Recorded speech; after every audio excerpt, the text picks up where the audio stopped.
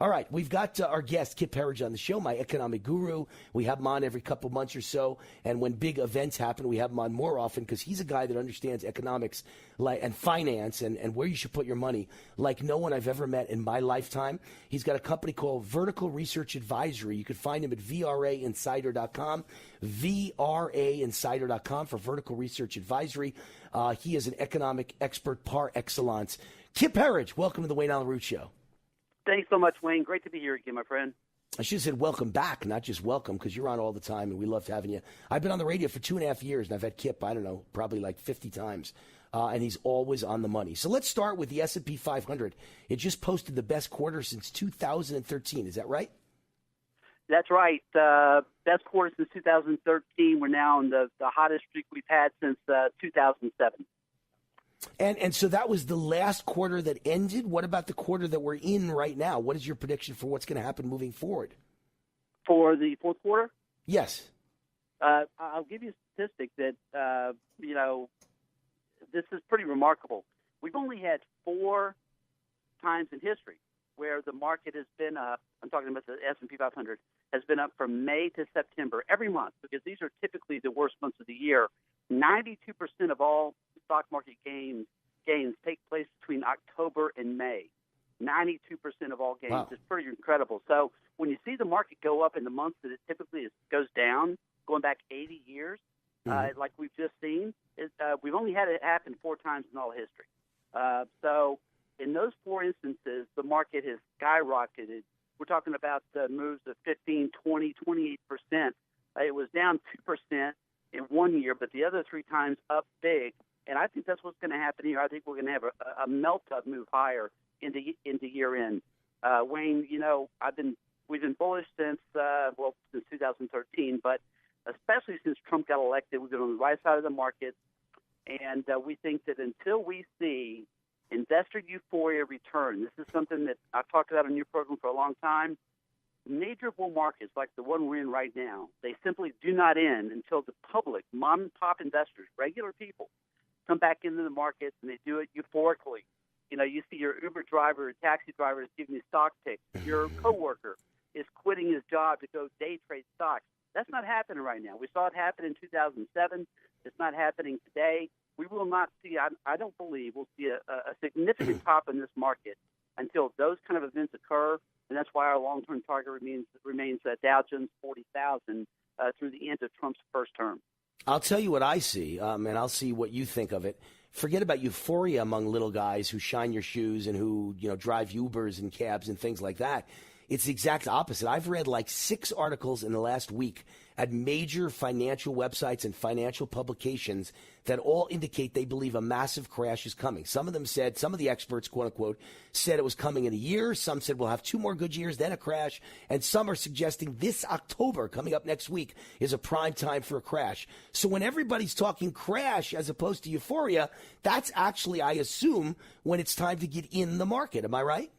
You're exactly right. You've got to be a contrarian, and if you're honestly, if you got to find somebody you can trust and work with. That's just the way it is. I saw today that Bank of America Merrill Lynch is now preventing their clients from buying the stocks they want to buy. They say if it's stocks below $5 a share, they will not even let you buy it anymore. Wow. Or anything Bitcoin related. So it's your money, but you can't spend it the way you want to. And so that's where a lot of these articles come from institutions that have a bias. My guess is a lot of those articles are coming from publications trying to sell a publication because negative stuff sells so much better. I've been a publisher now for 15 years. I know that's true. I just don't try to make money off of people's naivete. Instead, I like to follow what the market's telling us. The market's telling us right now that it's going higher. It's telling us that with every single indicator that we see. And if for listeners out there that want just one simple thing, what's the one thing that I know is I can trust to tell me the market's about to drop? There are 2 indicators. I'll give you 2 indicators you can watch. Historically, bull markets do not end until consumer confidence peaks out, and then the markets go lower about 1 year later. Transportation index is the other one. Again, it peaks about 1 year before the overall broad market bull market peaks. So those have not happened.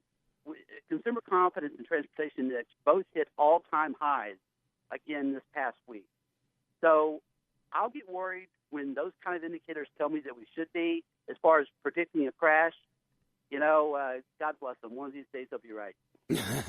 Even a clock is right a couple times a day, right? So exactly. Even a broken clock, yeah. You wanted me to ask you about the intersection between politics and investing. Tell me what you meant by that. Yeah, it's really, I get beat up a lot on Twitter because I'm a big Trump guy. Had been for a long time. Like you helped convince me that he was the guy.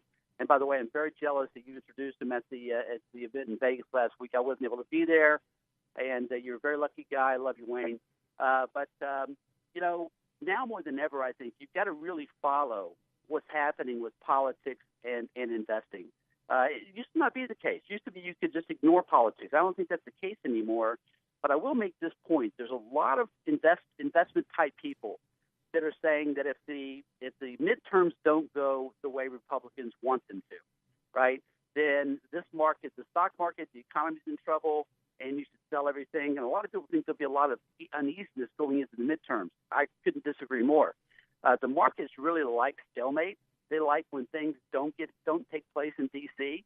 But the truth of it is, as much as I may want Republicans to win, I think the market may go up more if Democrats win because the risk of Congress screwing something up for the economy won't be there. Trump has already got tax reform passed. He's already got regulations slashed, right? Business is already booming. Animal spirits are back. I don't think anything gets in the way of that. Not that I wouldn't rather see Republicans win the midterms, but that's my view. We're extremely bullish, melt up into year end.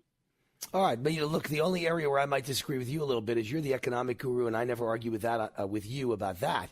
But I'm the political guru, and I'm telling you that we're going to do very well in November. Republicans are going to win. So, I'm not saying we're adding any congressional seats, but I'm saying we're not losing enough that we're losing control. It's going to be a red house, and I think we'll expand in the Senate 3 to 5 seats. It might be a huge victory in the Senate. But in the House, I think we're going to hold our own and do just fine. Because everywhere I go, Kip, and of course you're in kind of red Texas, so I don't know if I would expect any answer other than the one I'm giving you. But wherever I go, everybody really empathizes and resonates with Brett Kavanaugh, and they feel what was done to him was a raw deal and a terrible deal. I think people are all coming out to vote red this November. But are you hearing anything about the way people feel about Kavanaugh down your neck of the woods?